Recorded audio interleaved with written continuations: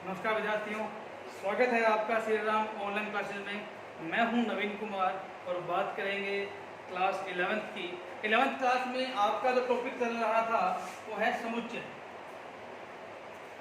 उसकी 1.2 अपन ने इससे पहले वाली वीडियो में पूरी कर दी थी। अब अपने आगे बात करेंगे। अब क्या है इसमें देखिए,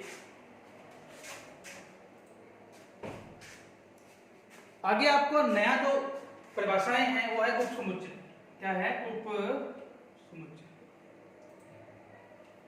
जिस प्रकार आपने एसएसटी वगैरह में पढ़ा हुआ है, बहुत बार पढ़ते हैं अपने, कोई भी चीज है ना, तो समूह होता है, कोई उप लग जाता है तो मतलब उसका छोटा रूप। जैसे मान लो सरपंच है, अपने क्या बनता है? उप सरपंच में बनता है, यानी कि सरपंच छोटे वाला जो है वो क्या है? उप सरपंच है ना? है तो उसी का हिस्सा, बिल्कुल है। इसी प्रकार प्रधान बन गया तो उसका उप प्रधान। तो ये जो उप लगता मतलब उसका छोटा रूप बढ़ता है, है ना? तो अपने को वर्ड प्ले करना है, शब्दों का मतलब समझना है। अगर अपन शब्दों के मतलब को समझ गए तो मुझे लगता है अपने को कोई भी चीज समझने में आपको दिक्कत नहीं है। ठीक है?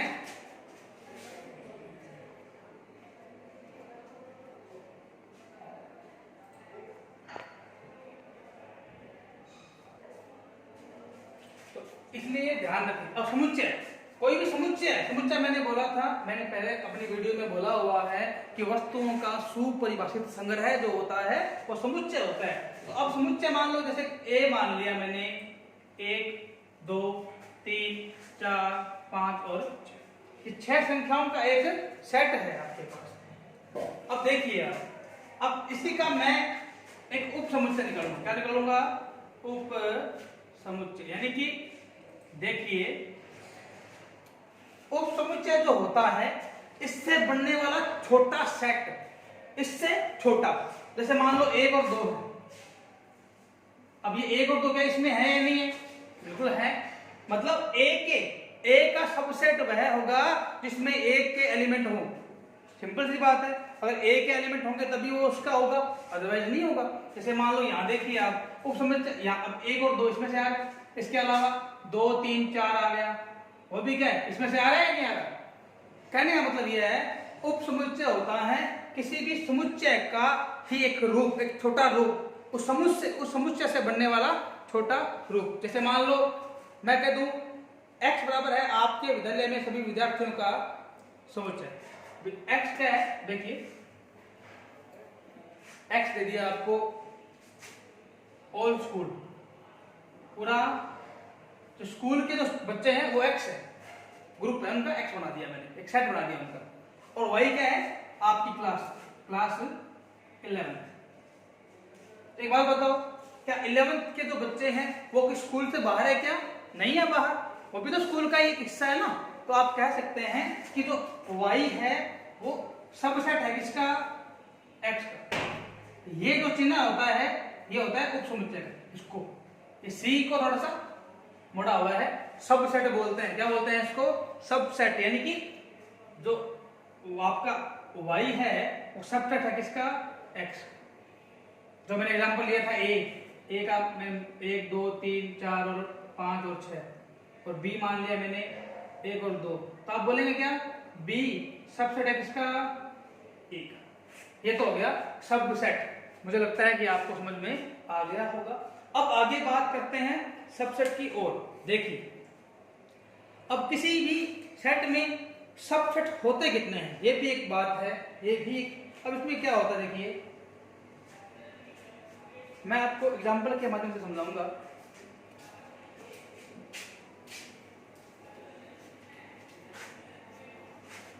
कोई सेट है ए, इसमें 3 एलिमेंट है, तो कितने सबसेट बन सकते हैं? देखिए मैं बनाता हूं।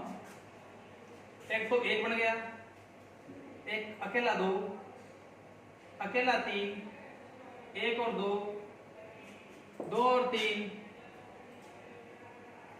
3 और 1, 1 2 3 और खाली। तो खाली तो इसमें से आएगा ना। आप कह सकते हैं खाली है तो क्या होगा? तो इसका हिस्सा है मतलब प्रत्येक सेट का एक उप समुच्चय तो जरूर ही होता है। कौन सा वाला? खाली वाला। एक खाली वाला होता है, एक और होता है, वो खुद भी तो उसका क्या हो गया? सबसेट। एक बात बताओ, सबसेट की परिभाषा के हिसाब से मैं ये कह रहा था कि जैसे मान लो ए है, इसका सबसेट वो होगा जो इससे बना हो। अब एक दो तीन है, इसी तो बना है, ये कोई अलग चीज थोड़ी है इसमें। तो आप कह सकते हैं कि ये इसका क्या हो गया? सबसेट। तो आप देख सकते हैं, एक है इसमें से लिया गया है, दो है तो इसमें से लिया गया है, तीन है तो इसमें से लिया गया है, एक और दो भी इसमें से लिया गया है, दो और तीन भी इसमें से लिया गया है, तीन और एक भी इसमें से लिया गया है, एक दो तीन भी लिया गया है, और ये खाली भी। तो ये कुल मिला के कितने हो गए? 8। कितने हो गए? 8। तो आपको ध्यान रखना है, ये बता रहा हूं, उप समुच्चयों की संख्या 2 की पावर n। उस n होते हैं उस समुच्चय में एलिमेंट, उसमें 3 एलिमेंट हैं, तो n कितना आ जाएगा? 3। यानी कि 2 की पावर 3 कितना होता है? 8 होता है। यानी कि आपके पास 8 सबसेट बनेंगे, और आप गिनो 1 2 3 4 5 6 7 और 8, ये 8 ही बनेंगे। 8 के अलावा सबसेट नहीं बन सकते। समझ में आई बात क्या? अब देखिए आगे, इसी का और एग्जांपल भी आपको लेके दिखाता हूं मैं यहां पर। मान लीजिए a का जो वैल्यू है वो है अकेला 1 है। क्या है? 1 है। अब कितने बनेंगे सबसेट? देखिए मैं बना रहा हूं सबसेट, यानी कि उप समुच्चय। एक तो खुद का खुद बन गया, ये एक खाली वाला बन गया। इसके अलावा कोई बन सकता है क्या? नहीं बन सकता। और कुछ है ही नहीं इसके पास, सामान ही नहीं है बेचारे के पास, करेगा क्या? जब तक आपके पास कुछ सामान नहीं है, उससे आप कुछ क्या बनाओगे? कुछ सामान होना चाहिए तभी कुछ होगा ना। अब इसके पास कुछ था ही नहीं, ये खाली बैठा था बेचारा। अब है ही एक इसके बाद, है ना? तो वो बात है, तो इसलिए जो एक है ना, उससे ही 2 बनेंगे। अब देखो आप फॉर्मूला चेक करो, आपका क्या था? 2 की पावर n। n कितना है? 1 है। 2 की पावर a कितना होता है? 2। अब आप चेक कर लीजिए सबसेट कितने बने हैं? 2 बने। समझ में आया या नहीं आया बताइए? इसी प्रकार जो आपके आगे एक और देखो, मैं मानता हूं a बराबर में क्या है? यानी कि खाली है बिल्कुल, ये नंगा है एक प्रकार। बस और बताओ, अब नंगा खाली है बेचारा, ये है ही नहीं कुछ इसके पास। अब है ही नहीं, सबसेट क्या होगा? खुद का खुद ही हो गया। ये तो मैं किसी से खुद का अधिकार तो छीन नहीं सकता ना, जो है वो तो है, उसको थोड़ी ले लूंगा मैं। अब ये है इसके पास, कोई दिक्कत नहीं है। अब देखो बेटे, आप अपना फॉर्मूला चेक करो। फॉर्मूला क्या था? तो मैंने बताया कि किसी भी सेट के सबसेट की संख्या बराबर 2 की पावर n। n कितने हैं इसमें? n तो है ही नहीं ना, 0 है। और किसी की पावर 0 तो मान क्या आता है? 1 आता है। तो आप कह सकते हैं और आप देख भी सकते हैं कि सबसेट कितने आ रहे हैं? 1 आ रहे हैं। तो ये थे आपके सबसेट। ठीक है क्या? नोट कर लीजिए इसको। अब देखो आप आगे सबसेट जो होते हैं, अब आपको मैं बताने वाला हूं इसमें कोई आवश्यक बात। अब देखिए आगे, अब जैसे मान लो मैं बेटे एक बात बता रहा हूं कि न्यूनतम सबसेट कितने होते हैं? फिर न्यूनतम एक तो पक्का ही होगा, एक तो होगा ही होगा कि, और वो भी किसका? अगर वो खाली है तो, खाली है तो एक होगा। हाँ खाली नहीं है ना, तो उसके कम से कम 2 सबसेट तो होंगे ही होंगे। एक तो खुद का हो गया, पूरा हो गया, और खाली हो गया, तो होंगे या नहीं होंगे। तीसरा बने ना बने, अपने बनाए ना बने, कोई दिक्कत नहीं है।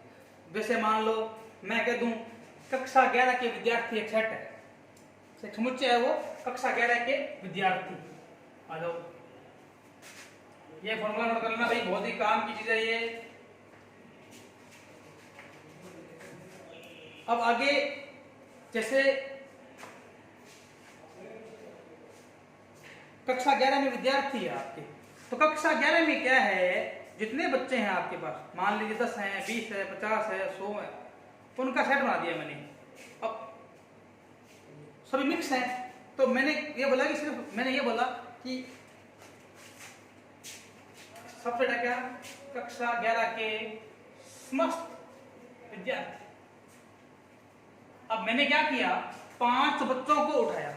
मैंने बोला अपने आप ना एक कॉपी के पीछे ना, कॉपी के पीछे 2 कोई इसके सबसेट लिख दो।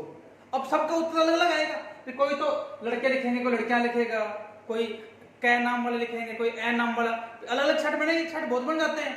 कोई ये बोलेगा भी जो 2 अक्षर से आते हैं वो, कोई 3 अक्षर से आता है वो, अलग अलग बढ़ा दिए। लेकिन मैंने बोला कि सबके कॉमन क्या बनेंगे, तो कॉमन सबसेट क्या होते हैं, उभयनिष्ठ जो सबसेट आएगा वो क्या होगा, खुद 11 के विद्यार्थी और खाली वाला। ये 2 सेट सभी में होंगे या नहीं होंगे, होंगे। तो ये क्या होते हैं, उभयनिष्ठ समुच्चय होते हैं जो सभी के अंदर होते हैं। ये हो गया आपका सबसेट। ठीक है, सबसेट का चिन्ह होता है, अगर सबसेट है, अगर ए बी का सबसेट है तो ये, और नहीं है तो नहीं। ठीक है, इसका एक और उदाहरण देखिए, आज आपको बहुत अच्छी बात बताने वाला हूं मैं। आपने देखा होगा कि आपने 6th क्लास से स्टार्ट किया था पढ़ना, प्राकृत संख्या, पूर्ण संख्या पढ़ी हुई होगी, आपने पढ़ा हुआ है। तो n लिखी थी आपने प्राकृत संख्या, उसके बाद में आपने लिखा w पूर्ण संख्या, फिर आपने लिखा z या i पूर्णांक संख्या, फिर आपने लिखा q परिमेय संख्या, फिर QC जो परिमेय नहीं होती वो अपरिमेय हो जाती है, मान लो, इसको तो छोड़ो, एक और कोई बात नहीं। फिर आपने लिखा रियल नंबर वास्तविक संख्या, फिर लिखा आपने 11वीं क्लास में पढ़ोगे आप कॉम्प्लेक्स नंबर। क्या पढ़ोगे, कॉम्प्लेक्स नंबर, सम्मिश्र संख्याएं, वो भी अपने पढ़ेंगे। अब यहां देखो, आपको उस समय ये बताया गया था कि सभी प्राकृत संख्याएं पूर्ण संख्याएं भी होती है। लिखी हुई बात थी, क्वेश्चन भी आया था कि सभी प्राकृत संख्याएं पूर्ण संख्या होती है। तो अब आपको मैथमेटिकल रूप में क्या लिखना है कि n जो है वो सबसेट है किसका, w। n में जितनी भी संख्या है वो w से कम ही है, तो ये n जो किससे लिया गया है, w से। और w सभी पूर्ण संख्याएं क्या होती हैं, पूर्णांक होती है। तो w किसे ले लिया इसने, i से ले लिया। ठीक है, फिर i किसे लिया इसने, परिमेय संख्या। सभी परिमेय संख्याएं, सभी जो पूर्णांक संख्याएं हैं वो परिमेय संख्या भी होती है, तो ये ले लिया q से। और सभी परिमेय संख्या जो क्या होती है, वास्तविक संख्याएं भी होती है। ये संख्याओं का सेट रूप आपको आपके बुक में दिया हुआ है, आप नोट कर सकते हैं। ठीक है, उसके बाद में दे रखा है अंतराल। क्या दे रखा है, अंतराल।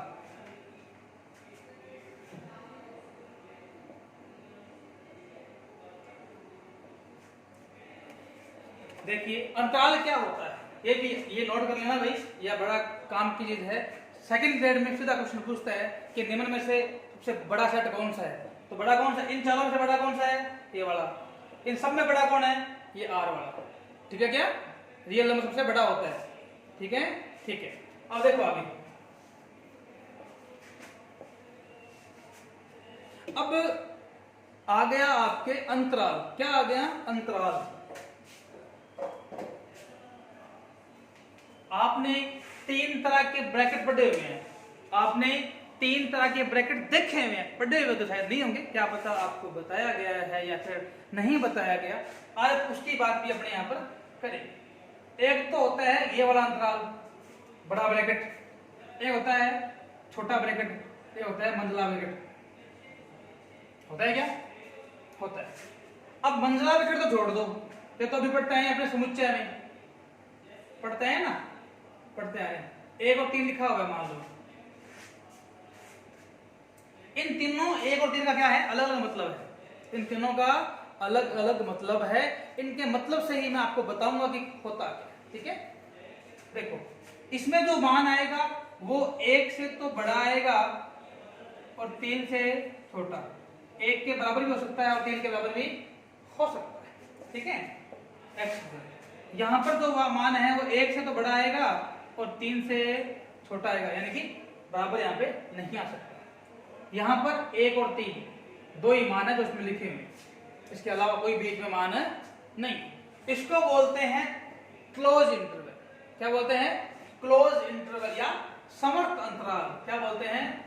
समवर्त अंतराल। ये होता है विवर्त अंतराल। विवर्त अंतराल।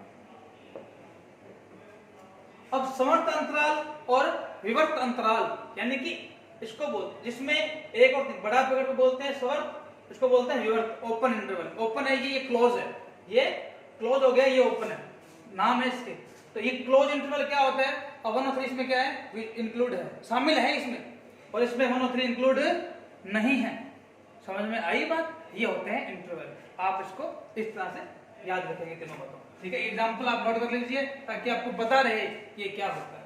इसको बोलते हैं क्लोज इंटरवल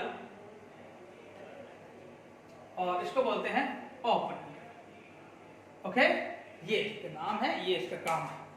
अब कहीं मान लो लिखा आ गया 4 और 5 और ये आ गया और ये आ गया, मतलब आधा ये, मतलब ये क्या हो गया कि 4 से तो बड़ा और 4 साथ में आएगा। यहाँ पे एक हाथ में आया था ना, यहाँ पे भी 4 साथ में आएगा। और 5 से क्या? छोटा। 5 से सिर्फ छोटा मान होता, 5 नहीं आ सकता। यानी कि इस समुच्चय में 5 नहीं है। जैसे समुच्चय है ना, ये सेट है एक संख्याओं का समुच्चय 4 से 5 के बीच में, तो संख्या कौन सी है? 4 तो आएगा, 4 आ सकता है, 4 से बड़ी संख्या होगी, लेकिन 5 नहीं आ सकता, 5 से छोटी होगी। इस प्रकार से इसको बोलते हैं मिक्स इंटरवल। ये मिक्स हो गया ना, तो ये मिक्स इंटरवल होता है। समझ में आया होगा? ये थे आपके समुच्चय की कुछ बेसिक बातें। अब आज के लिए इतना ही। नेक्स्ट वीडियो में अपने करेंगे 1.3 और ठीक है जी, मिलते हैं नेक्स्ट वीडियो में। Thanks for watching my video. Thanks a lot.